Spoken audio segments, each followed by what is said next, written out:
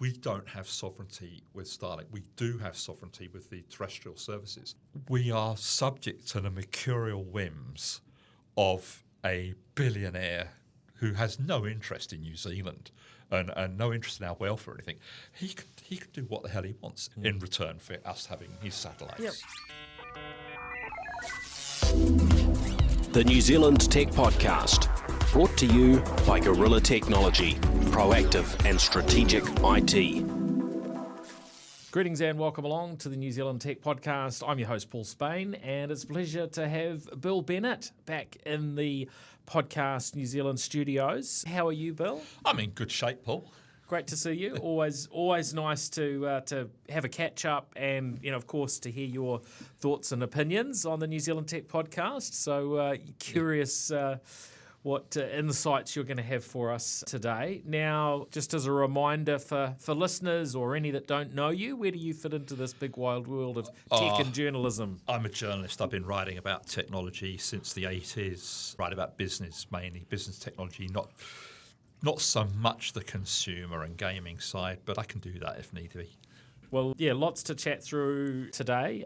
Before we jump in, of course, a big thank you to our show partners for their support: 1NZ, 2 Degrees, Spark, HP, Workday, and Gorilla Technology.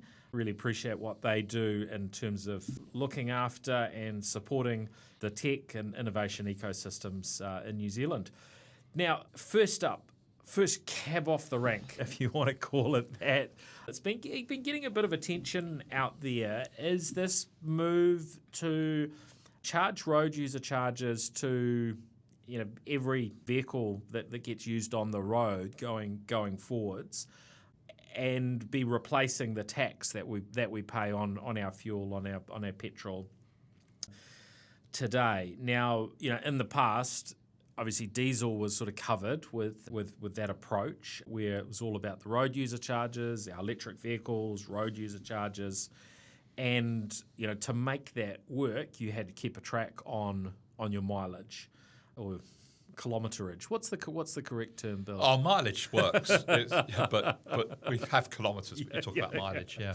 So anyway, the new change, there's from my reading of it, and curious to hear your thoughts, is for newer vehicles, the vehicle itself does track its GPS location, and those things get stored somewhere. So the case of the Tesla, as a at the modern end of vehicles, the information that the Tesla collects, you can already today install a third-party app that will tap into Tesla's APIs and keep track of where you go, and give you varying sort of intelligence around how much electricity you're using, where you've gone, your history, if you need a logbook for business purposes and so on. All of that can be done.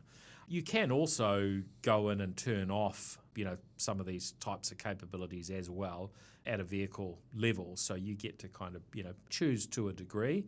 But there's an element with more modern vehicles that there's certain data that they're not going to work very well without, and especially because you have integrated navigation systems and so on as well. So this is one approach that the government will be able to draw from that data that's collected in the vehicle. For older vehicles, they're talking about partnerships which will allow which will involve you having a gadget that gets put in your vehicle and will collect that same sort of data, and then we'll feed it back somewhere. Now, my impression at this stage is that would be, potentially a third party. I see eRoads share price has gone up a reasonable chunk since this was announced.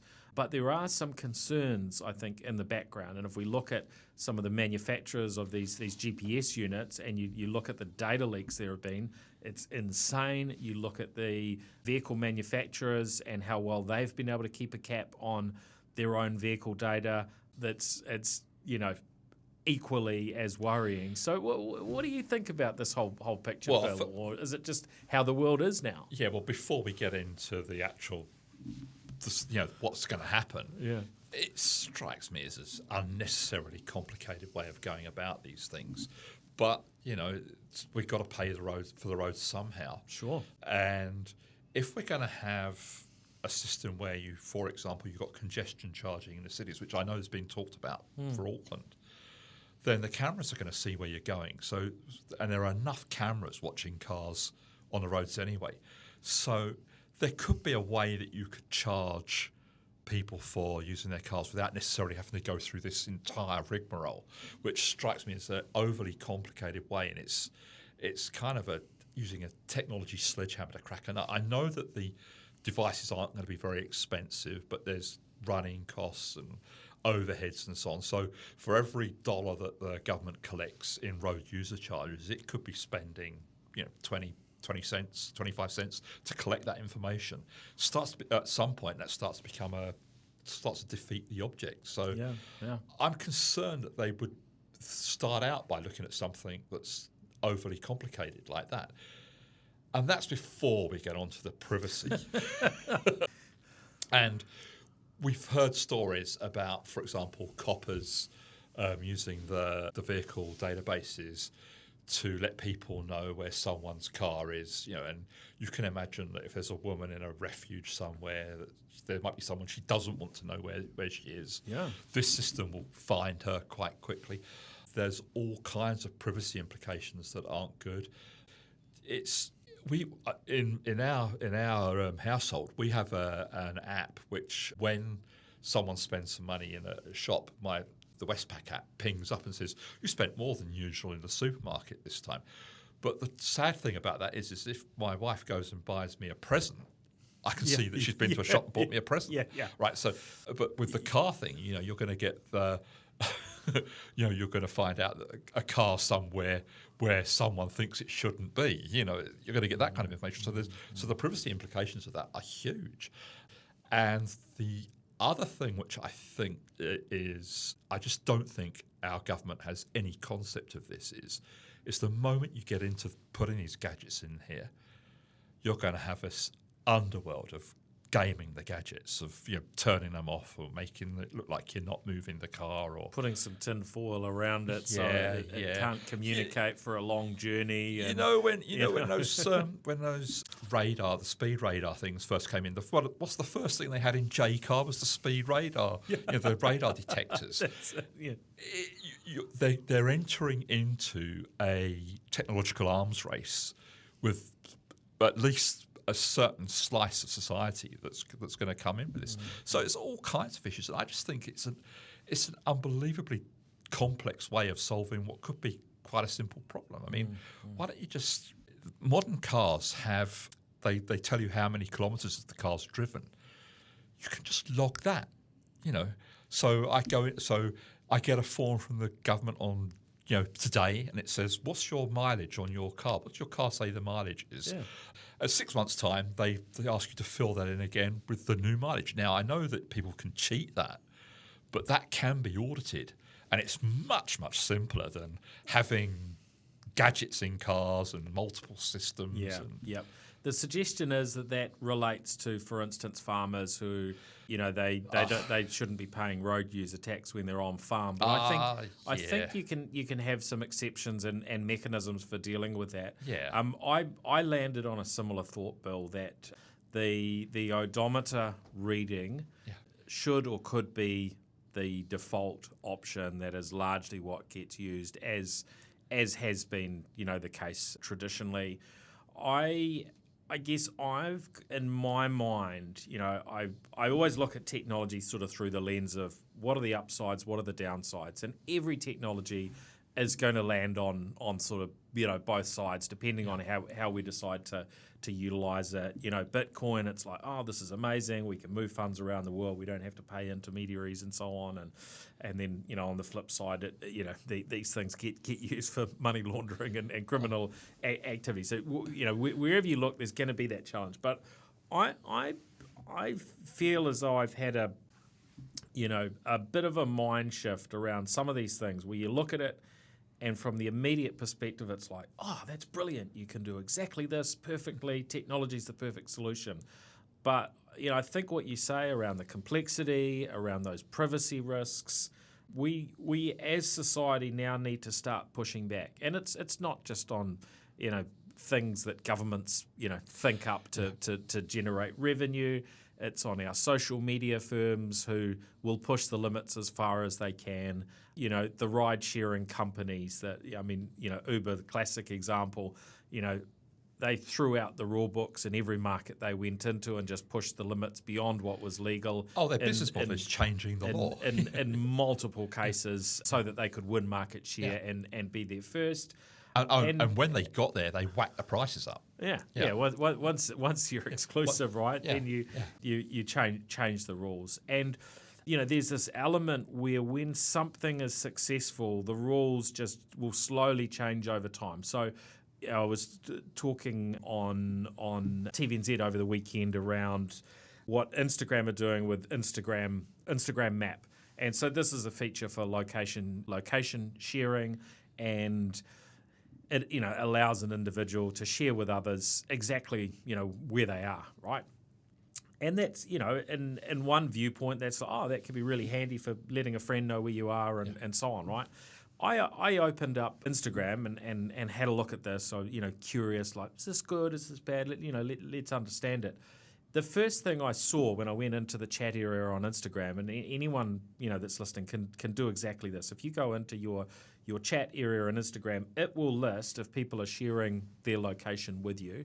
It will list who is sharing their location. And to be fair, I don't use Instagram very much, and in fact, I'm not a big fan of Instagram at the moment for varying reasons. But I've just gone into the chat. I can see a bunch of people who have shared their locations with me. If I click onto that and try and get into the map, okay, I'm getting the same issue I had the other day, is unless I open up to share my location, it's not letting me see anybody else's location. So I'm having my arm heavily twisted to start sharing this private and confidential data with Meta in order to engage in a feature. I shouldn't have to do that. And so there's this sort of slippery slope where our privacy just slowly disappears. And as we know, private companies, whether it's a very successful, $1 trillion plus, business like Meta, or whether it's a government, we're not very good at making sure data is perfectly locked down and secured and is only used for its original purpose, not to mention all the other side effects that just kind of, we stumble into in terms of data sharing, right? Yeah, look, I had a conversation with someone recently who is involved in politics in a political party here in New Zealand, and it turns out that within that party, this person doesn't do this, but within that party, all the discussion about policy and issues and so on is conducted using Facebook Messenger, right? Well, if nothing else, Facebook Messenger is being fed into Facebook's Meta's AI system. If nothing else, right? And in theory, they've encrypted it end to end, Bill. Do you believe it? Yeah, right. But in practice, I bet you if you look at the small print when you agree to use that service, they can use that for whatever they want. And I wouldn't do it. I mean, it's just madness, because that it may be entirely innocent, but that stuff can still come, even if we think that Meta is entirely innocent. And let's face it, we don't think that. No one thinks that. But even if it was entirely innocent, there are great people within Meta, and there have been throughout their history. But I think ultimately, there are decisions that are made that probably most of us would not agree with. There's enough bad stuff there's enough bad stuff we've heard about. But look, even if there wasn't that, even if that wasn't the case, it can still slip out accidentally later on. That's that and just to use a case in point, supposing right now you were active in, say, the governing party in New Zealand, the National Party, right? And you were talking about, should we roll the Prime Minister? Because that's been talked about in the media and everywhere. Sure. Right? So you're talking about that on a platform owned by one of these tech giants, and somewhere in the bowels of their AI system, it's cropped up, hey, there's this conversation going on in New Zealand about rolling the Prime Minister.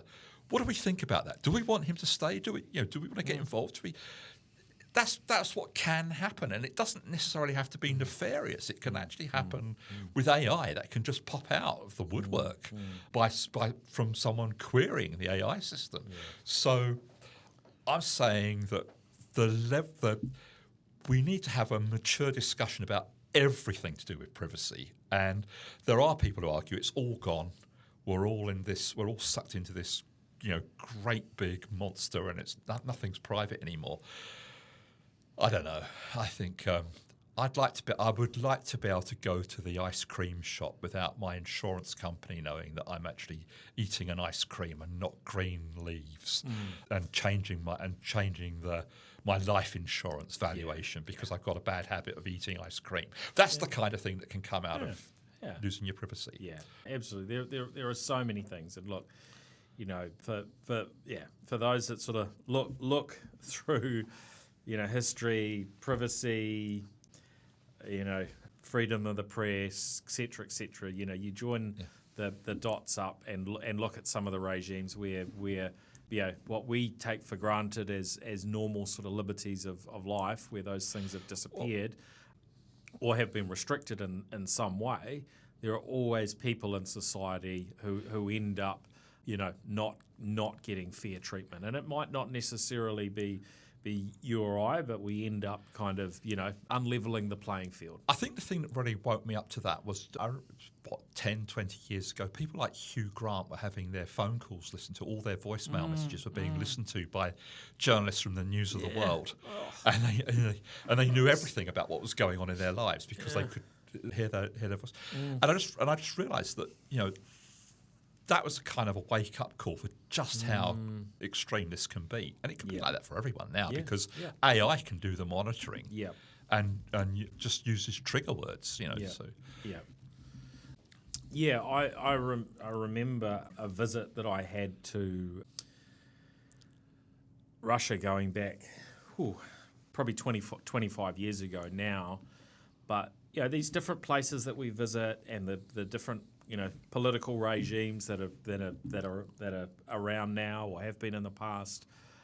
When you delve into some of the regimes that haven't been well behaved, there are a range of elements, and so one of the lessons that you learn is, there should be some limits and some caution to how much data gets thrown around and made available. And it's all well and good when governments and people are behaving, but that's not something that always happens in a linear way. Sometimes changes take place, but as you say, and I think this is the thing we've seen time and time again, you collect data that maybe you shouldn't be collecting, and at some point that data ends up in the wrong hands, regardless of whether the entity that's collected it is behaving themselves in other ways. And the thing is that sooner or later someone's going to behave badly. Yes. Sad but true. All right, on to other topics. Now we've got that big one out of the way for today. I'm sure there'll be more discussion in the future.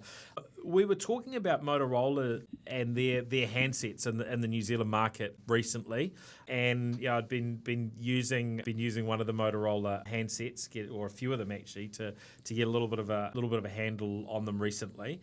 And I guess that the key thing associated with Motorola in New Zealand in recent times has been, if you wanted a Motorola handset and you wanted that Hello Moto, tune when your phone rings or what have you, then it was Spark who was supplying that. We've got news today that One NZ have now launched partnership with Motorola, and so there's a range of 5 handsets.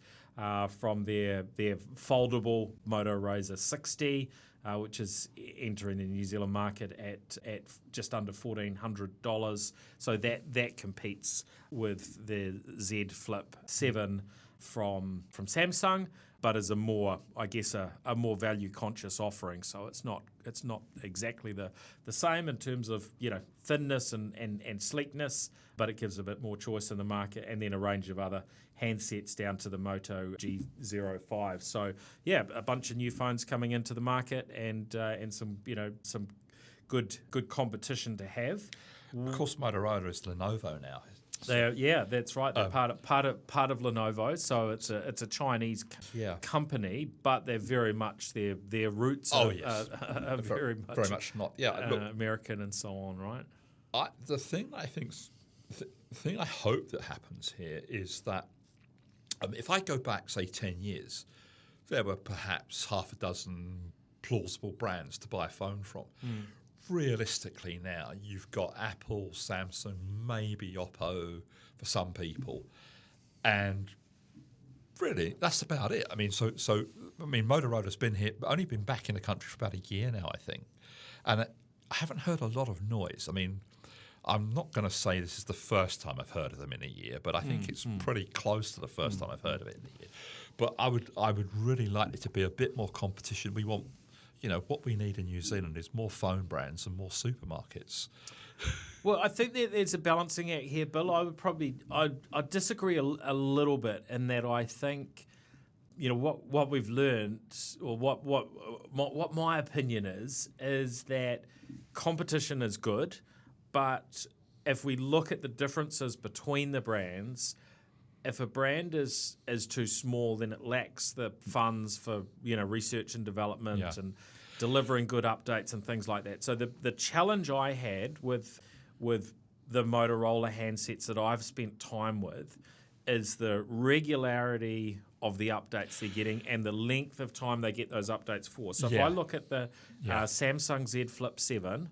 I think it's something like 7 years worth of security updates or updates that you're going to get. And we get about that with Apple from its launch. Yeah. Apple vary a little bit. They don't make that sort of commitment, but we can look at their history, and they're usually very, very good with updates until such time as they kind of drop the hammer, and it's like folks. It's about 7 or 8 years. That's there. Yeah, maybe 6 in some cases. I think the iPhone 6 is just about to drop off this year. So no, I think we're way past that. Are we? Yeah. Okay. Yeah.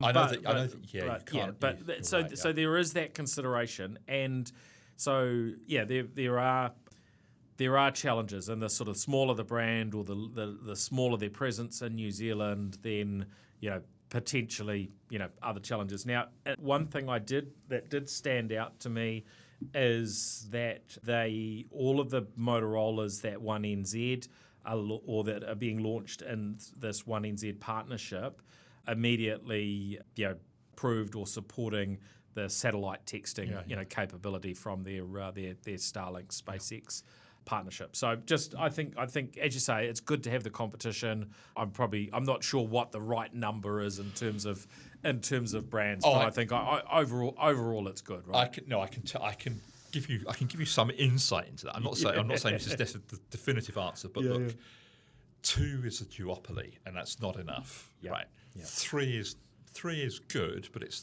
could be better. 4 is about where you want to be, right? And that's when it's exactly what happened in the mobile sector. Once 2 Degrees came into the market and brought that third competitor in, that's when the other stirred things up, right? Yeah, and that's when it started getting competitive. And in fact, our prices are as good as anywhere in the world really now in general, and there's places where there's not. And I hear from within the telco world that there's at times they're concerned that the prices are too low. That they can't, they can't maybe innovate as much as they would like because there isn't enough margin. That's right, to do that. Now that's like different people have a different opinion on that. But and what I was going to say about phones, we are sponsored by telcos, but that this is. I think it's good to have these straight conversations around what we think there. And look, I couldn't answer that question, but it's one of those things. The Commerce Commission will tell you that does get bandied around. Right? It is. Yep. When it comes to the handsets, it's a little different. You're right when you talk about that scale, right? But Motorola has global scale, so it's not like we're not talking about a few thousand phones just in New Zealand. We are talking about a lot of phones around the world. But I don't think Motorola has a very big market share. I look at the the reports that come out about who's selling phones, right? And Motorola's not listed in the top 5. It's once you go past Apple, Samsung, Oppo, you're into a couple of Chinese brands which don't really feature in our market, or they might feature in the one New Zealand branded phone, but they don't tend to feature in our market. Sure. So and once you get down to the others in that league table, you're talking about perhaps 3 or 4% for all the others put together, and that would include brands like Nokia and so on. So, yeah, the numbers are tiny. And this is the challenge, right? If there are too many brands, then they sort of become the bit players, and ideally you want the market share spread out, a little bit more, because if there's, for instance, the market share that Samsung have does put them in a really, really dominant position. Whereas if there was, it was a little bit more evenly spread, then we might have a slightly different picture. That said, I think one of the details that has been discussed over the years is the challenge for companies other than Apple to make a profit from selling smartphones, right? And even at times it seems like Samsung doesn't do brilliantly on profit from their phones. Certainly when you compare them to the sort of profits that Apple make. Well, Samsung make more money from selling screens to Apple than they make from selling their own phones. So that tells you everything. But the other thing is that the brands other than Apple all use the same operating system, which takes a lot of the cost out of it. So for Motorola, they don't have quite the same cost that Apple faces of maintaining their own software. So obviously there's software on top of Android, but they don't have to. They don't have quite the same level of cost. Yeah. But you're right. But look, I think the thing is that 4 is okay. I think once you get down to sort of brand number 10, you're going to run into problems. Perhaps even 5 or 6. But I think 4's okay. Yeah. All right. So moving on. The privacy.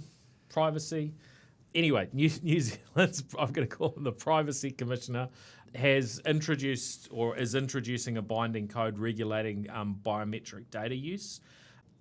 And the idea here is to mandate transparency, limit intrusive applications, and require organisations to assess necessity and proportionality, and aiming to sort of, I guess, balance out what's possible through, the innovative uses of biometrics with the protection of people's personal data effectively. This is interesting, Bill. What are your thoughts? Are we moving in the right direction with this guidance, or as a country, actually, do we need to be pushing a lot further down this track of data privacy? Yeah. There are different levels of biometrics. So I think the one that's probably the most concerning is the facial recognition and the fact that people go into a supermarket and they look a little bit like someone who's been banned from supermarkets, and it's embarrassing apart from anything else. And look, I just think some common sense is required with these things, and it looks like what the Privacy Commissioner is asking for is some common sense to be used about these things. I don't know if there are any abusive applications that I've heard of. I mean, I think that, as I say, the most abusive is things like people getting chucked out of a supermarket because they look like the wrong person, and that does happen. But there is one thing that concerns me about that, and that is that some ethnic groups seem to get a lot more false positives than others, and I think that's to do with the way the data's trained and so on. But it could be inherent in the algorithms and that, and I think that's got to be. We've got to make sure that that's working properly. Yeah, I think what I've heard discussed is that with darker skin tones, there's maybe not, and this is a reflection of the camera technologies and so on, that they're not able to differentiate as well, and so you potentially get people that actually don't look as alike as you might expect with another skin tone to get picked up by the system as maybe being the same individual. But I think that the risks are going to be multiple. We know that AI is not perfect. Even our simple use of generative AI through ChatGPT, you get you get dramas, and when individuals and technology, label somebody a criminal who isn't, that's a major problem. And some of these use cases that at the moment we might think are great, maybe in a period of time we will decide, no, this is not appropriate use of the technology. And I guess my thinking is we do need to start stepping back a little bit more and looking at some of these use cases. And it's not just the facial recognition. There are companies collecting data around the vehicles that go past a particular billboard, and they're capturing the license plates. Right? You collect all that data up, and it goes back to what you were talking about before of the equivalent of GPS type data. And if we don't get draw the lines correctly at a legislative perspective, we are going to end up with big unintended consequences from the use of this technology. I think that's true. I think that's very real. But I think that what the Privacy Commissioner is basically just saying is, come on, guys, call it, use it sensibly, and so on. And damn well that there's going to be people out there who won't. Yes, yeah, and I saw a commentary. It might have been in RNZ's coverage, suggesting even what Foodstuffs has done, which I thought was at the wiser, more sort of balanced end of the scale. That there might be some learnings for them. So what we might have accepted yesterday, we might not feel in the future that is actually appropriate. And look, I think it's good that we step back, we have a look, and we see the direction these things are travelling, and in some cases we need to change that direction. Now, big news out today, Spark NZ selling off, 75% of their data centre business. Yeah. This is really interesting. I think I've been having a few discussions recently in a range of contexts in relation to the role of data centres in New Zealand. We've got the hyperscalers and the big players all announced their local hyperscale data centres. You've got projects like Data Grid, and you've got Data Grid. You've got more locally or regionally owned ones, and in fact even some of the hyperscalers are working on a partnership type basis rather than necessarily owning everything in terms of real estate and so on themselves. There's an outsourcing element, well, right? actually, yeah. I mean, I remember talking to Jodie Hodson. She said that some of the hyperscalers have been using their facilities.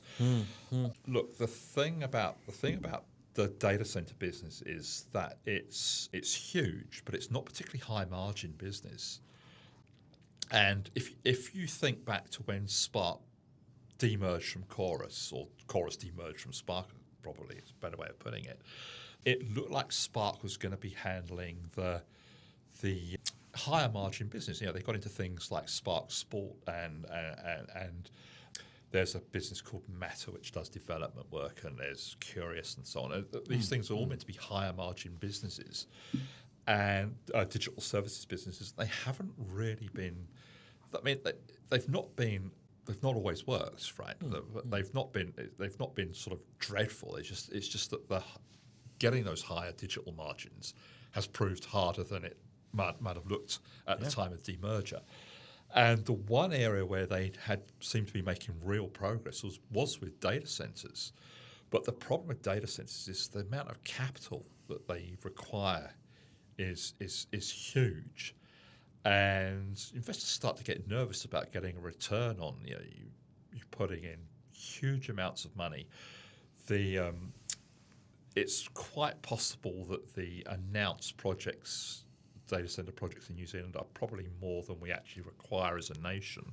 We were talking before we came onto air about how, for example, both Amazon and Microsoft have made huge announcements about spending vast sums of money on data centers, but they're not all of them have emerged. No, well, you look at the US market, and especially, and a lot of the data center announcements, and even partly built data centers there, have just gone on ice. Yeah.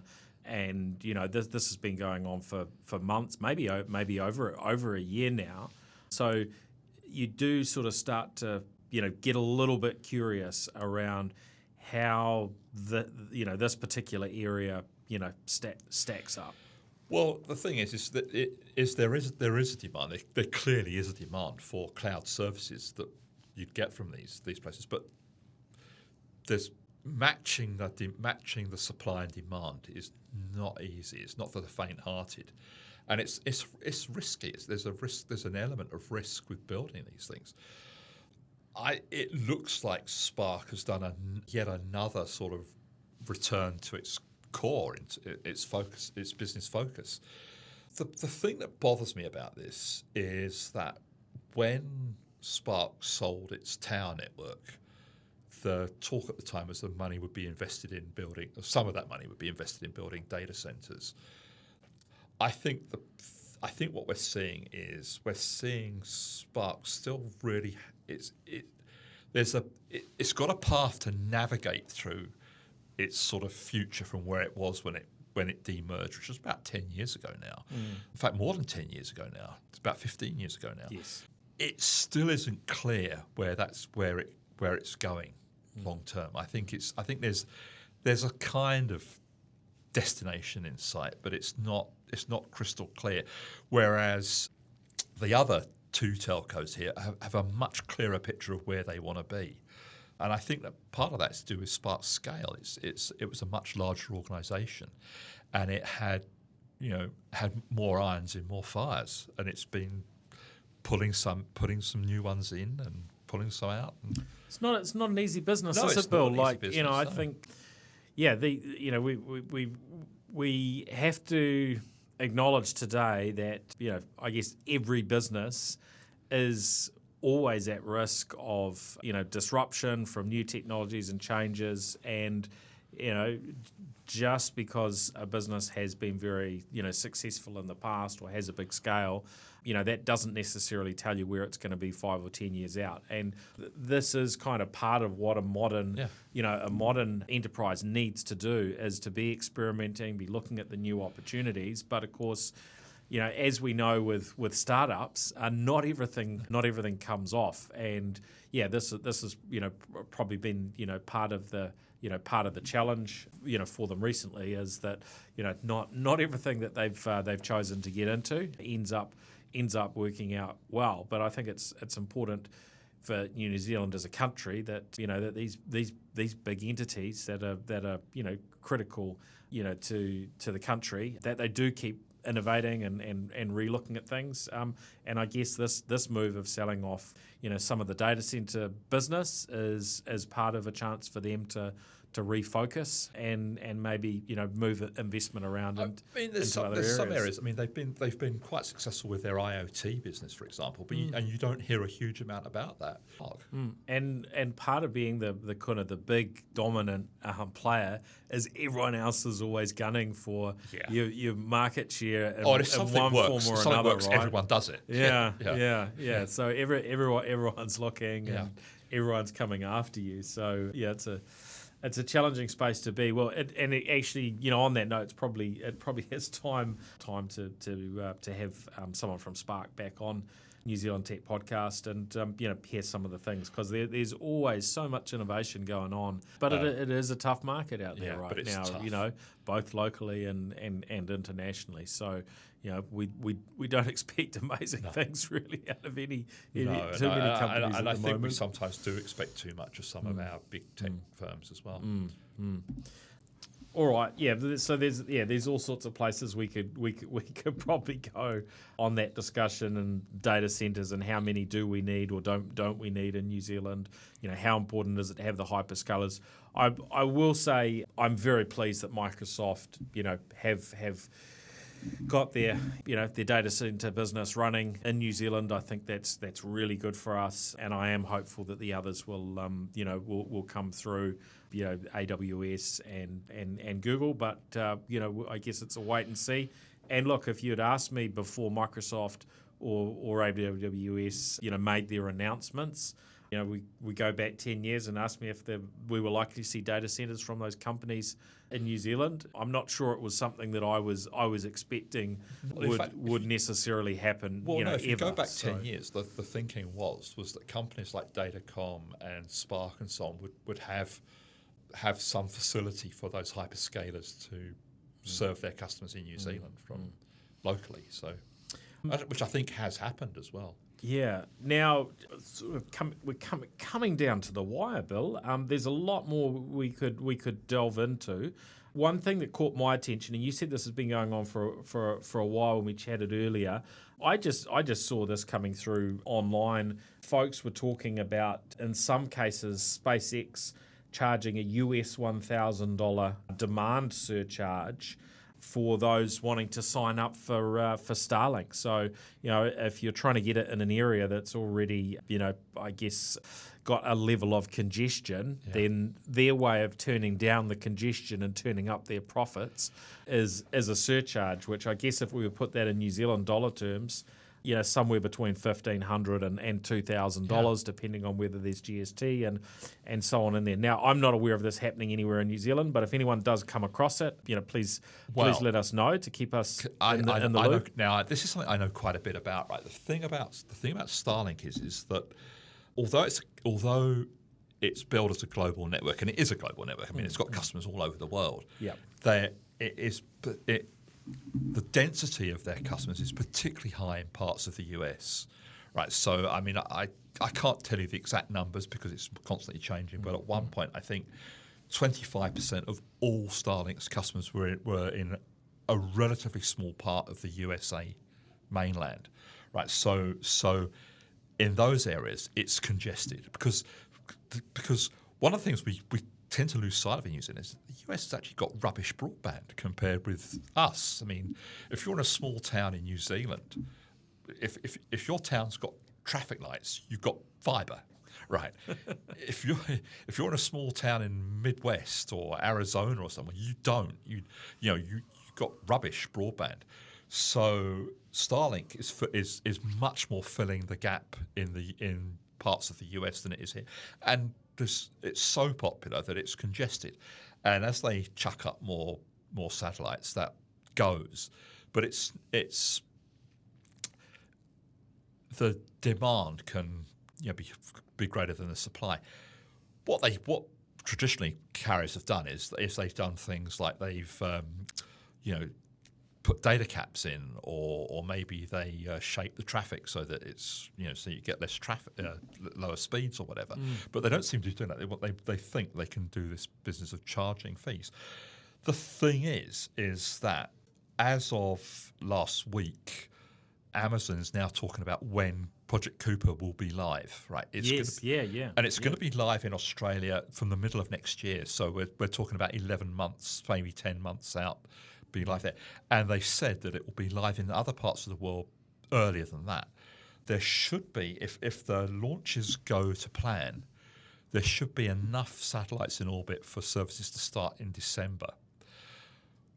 Once that, now they won't have anything like as many satellites as Starlink, but they don't need them because they're on a different. They're operating on a different scale and a different model. They don't need to have quite so many. And also, they're not going to have anything like as many customers anyway, so the congestion is not going to be an issue. There will be enough for a worldwide network round about the end of this year. That's competition. And we're back to that competition thing again. Yeah. Right? I mean, this is a good thing, right? Yeah. That Amazon are launching at that Kuiper point, and having two. Yeah, what I'm picking will be pretty decent satellite, broadband options in the market.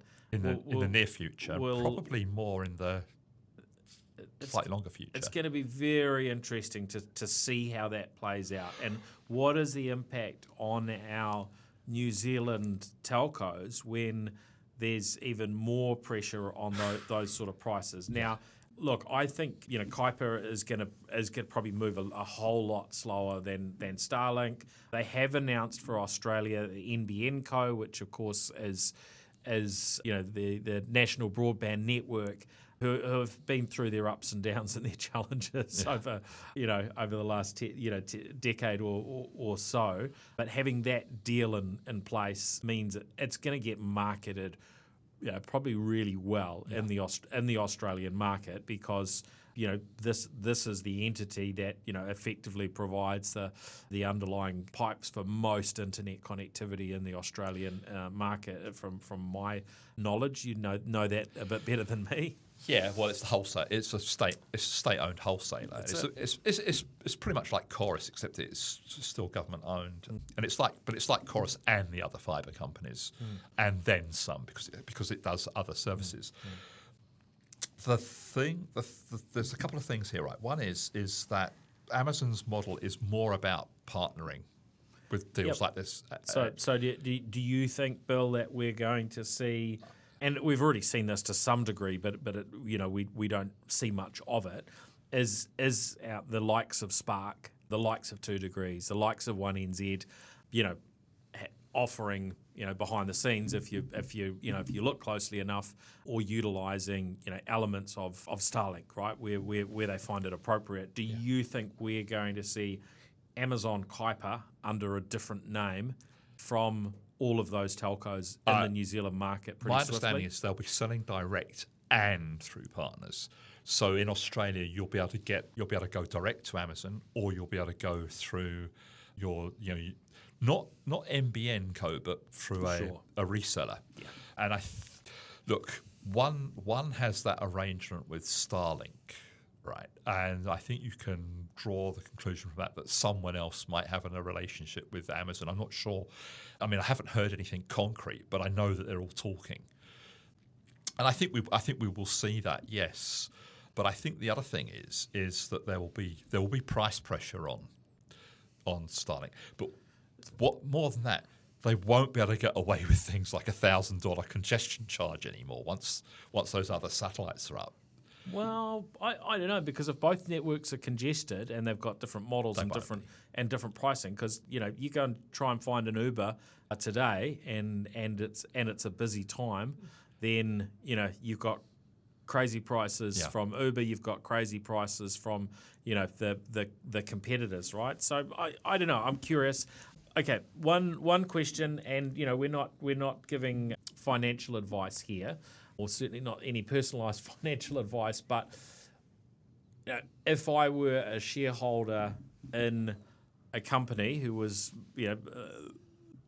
responsible for broadband infrastructure, should I be worried around a future scenario where we have multiple satellite broadband providers, where the competition brings the price down? So at the moment, you can get a Starlink connection, I think in New Zealand, off the top of my head, $79. If that were to drop to $39 and there was enough competition, what would that do to the choruses who are providing fibre and of course we know that, look, fibre is the gold standard when it comes to broadband from a reliability, performance, latency perspective, and so on. But if we had that level of competition and the prices dropped that low, which I'm not sure is likely, but just throwing it out there, okay, what would that mean? Okay, this is my specialist subject. I know. That's why I saved it for you. Okay, the first thing is the real threat isn't fibre. The real threat is fixed wireless. Okay, that's the first thing. That fixed wireless is more threatened because it doesn't have the bandwidth. If you're on a fixed wireless, even if you're on 5G fixed wireless, you probably get better bandwidth from Starlink than from the 5G fixed wireless. At best, they're comparable. But if you look at the Measuring Broadband New Zealand numbers, you'll see that Starlink's probably a better bet than fixed wireless from a performance point of view. Although I think it is worth mentioning, you made a comment earlier around, throttling of performance and so on. What we have seen is Starlink performance kind of drop off, and depending on the price points, there are different mechanism in terms of performance. So in one case, we put in a business connection with Starlink, and the price is, to guarantee bandwidth, if you want a fixed IP address and so on, you want that business quality connection. actually your prices are pretty high. Yeah. And when we talk about there's these two price points in the New Zealand market for consumers at around $160 and around $79.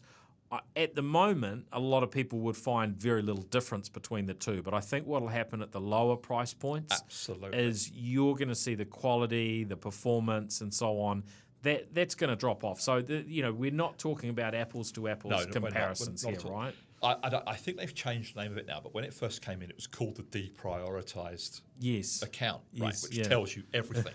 Basically, it means if the other guys are busy, you're not going to get it. And you know what that means? That means if there's a test match on the television, right, and you're on the deprioritized plan, then your neighbours are going to be watching the All Blacks, and you're not. So for that reason alone, I think that the terrestrial ones. Yeah, it's going to be a challenge. I think it's going to be much more of a challenge for the fixed wireless than it is going to be for fibre. I think fibre is in a different place. But what I do think, where I think there is an implication is that it does also mean that fibre isn't going to go to 100% of New Zealand. That there's going to be places where it's just not economic. Oh yeah. And it's probably the last 5, 6, 7% of the country won't ever be, and satellite's just going to be their thing. I think perhaps if you were looking 15 years ago, you might have thought that eventually the fibre would get everywhere that copper went. I no longer think that's the case. I think people, if anyone is in town and they're using Starlink and they're on the fibre network, then the people are going to do that. That's always going to happen, but it's not a wise decision.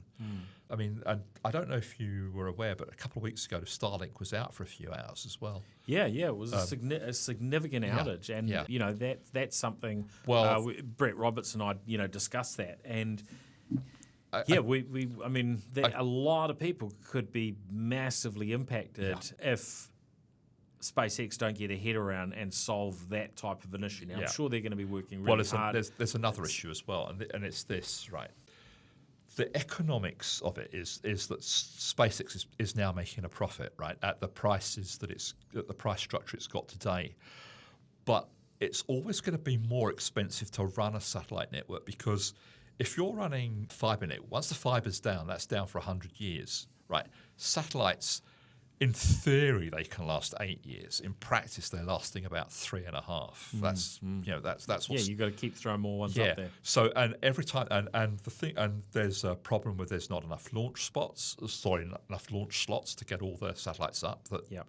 That's one of the reasons why Amazon's been slower, because they couldn't get the launches to get it up earlier. Come on, Rocket Lab. Sorry? Come on, Rocket Lab. Yeah, well, there's the cost of those launches. Yeah. There's the fact that they degrade. The other thing is that there's a physical limit to how many satellites you can get into orbit, right? And it's when we're nowhere near it. I mean, they're potentially you could get 1 million satellites up there, but there is a limit. But the more you get up there, they have to start manoeuvring to not hit each other, which actually shortens the life of the satellites, because they've got to have fuel and so on to do that. So for all sorts of reasons, the economics of the satellite network it shouldn't really be competitive with terrestrial communications over the long term. But the thing is it's exactly what Uber did. Uber came in dirt cheap, wiped out an entire ecosystem of transport options, and whacked the prices up. And I can easily see satellite companies coming in dirt cheap, wiping out an entire ecosystem of WISPs and smaller telcos and so on, and then whacking the prices up once they've got they don't have to have a monopoly. They can it can be a small number of them. And this is where I think I guess looking at some of these challenges from a legislative perspective, your governments have often sort of sat back. And look, in a lot of cases you need to, because you don't know what to do and you can't predict everything. But there are enough instances where countries like New Zealand, we probably could be a little bit more agile in terms of how we draw lines. Now, just quickly going back to Starlink, I've just had had a look at their current offer, and they push you very, very hard into signing up for the highest plan. So when we talk about a $79 plan, you go onto their website, they've got a deal on a dish, and then you go through to take advantage of that deal, and they're offering some discount, but the monthly discount is off their $159 plan. So they make it hard for you to get there. And they are, in fact, right now, certainly for where we're sitting in the studio, there is a demand surcharge, but it's a fraction of the $1,000 USD one we saw. It's a $150 charge. So these things, I guess they're working out their techniques for how to milk us, and we need to stay astute to that. But a scenario you're talking about where, say, a Starlink were to come in and try and break the market in a particular country, and bear in mind they haven't had to pay for spectrum in the New Zealand market like the mobile carriers do for 3G, 4G, 5G spectrum. They've come in basically nothing, because the spectrum for satellite is generally distributed on a global basis, and they just waltz in and operate. So there are some of these areas we may actually need to rethink how they operate. I just want to one last thought, and I think we probably should stop talking about Starlink again. But one last thing is sovereignty. We don't have sovereignty with Starlink. We do have sovereignty with the terrestrial services, and where that's important is, and it's been shown to be important, is with Ukraine. Right, Musk has turned off the Starlink satellites in Ukraine repeatedly because they're using them to control drones and things, and he's been turning them off, and he can do that a whim. So remember a few weeks ago, I think it was 2 weeks ago, when we heard that suddenly we got a 15% tariff on everything because President Trump doesn't quite like things about New Zealand because we sell more to America than they buy from us. They kind of arbitrarily put a 15% tariff on. We are subject to the mercurial whims of a billionaire who has no interest in New Zealand and no interest in our welfare or anything. He could do what the hell he wants. And if he was to wipe out the competitive layer from a market, even if it was to have a huge market share, he could start to dictate what he wants from our country in return for having his satellites. Yeah, I mean, it certainly, it is a possibility that, as we've seen other things dictated in other parts of the world, that actually, an American company is told they can no longer provide satellite internet services to the New Zealand market, right? And that service gets turned off. Now, there's all sorts of these sorts of challenges with geopolitical situations, and this one is just one of many considerations. But it is good to actually just step back and think about some of the possibilities and think, as a country, how do we navigate this right? How do we minimise our exposure or balance our exposure to risks that come from varying governments that are much more powerful than our own, right? There's a lot of things that we can't dictate, but there are some things we can control. I mean, we've all seen James Bond movies, and so on. I mean, I'm not saying that's realistic, but I am saying that there's a risk that we have to think about. And it's no accident that countries like Europe, China, and India are all building their own satellite networks because they don't want to be in that position. We can't really do that in New Zealand. We can't build. I mean, we're small. We don't have that ability. Yeah, and the types of satellites that we're talking about here, they're not geostationary. No. The geostationary ones are much further up. They don't provide this type of capability. So if you wanted a New Zealand-owned network, it would be a big global network, right? Effectively, it's not realistic. Yeah. But so the thing is that there are. What I'm really saying is. I mean, we've gone over a number of topics, but the thing is there are issues involved there that at some point we're going to have to start thinking about. So, I think my encouragement is to listeners is support Kiwi firms. Let's invest and support. Let's get behind them. Whether it's a Rocket Lab or it's our local players in the telco business, the supermarket business, etc., etc. The global, giants are coming, right? Yeah. And they will keep coming. So, today, our locally owned stores don't have a super high level of competition with, say, Amazon and whatnot, but there are, we've obviously got these marketplaces, AliExpress, and Temu and so on. All of these things are taking things off locals, and sometimes for a fair reason, because they're doing something better than what our local entities are doing. So we've got to keep innovating. We've got to outmaneuver those local, the international players where we can.